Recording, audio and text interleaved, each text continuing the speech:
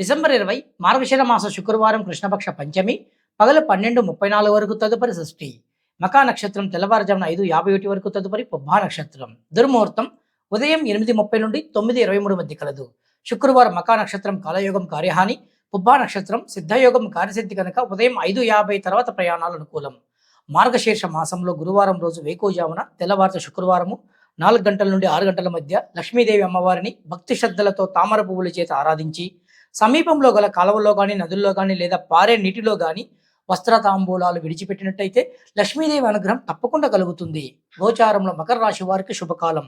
శుక్రుడు విజయగ్రహమై మకరంలో సంచారము వీరికి గురుని చూపు తోడవడం వలన అద్భుతమైన శుభ ఫలితాలు చూస్తారు. వీరు భార్య సమేతంగా తీర్థయాత్రలు చేసిన విశేష పుణ్యం లభిస్తుంది. వివాహం కోసం ఎదురు చూస్తున్న యువకులు అత్తి వృక్షమునకు 108 ప్రదక్షిణలు చేసి లక్ష్మీదేవిని స్తుతించిన అతి త్వరలోనే శుభవార్త వింటారు. జై శ్రీరామ్.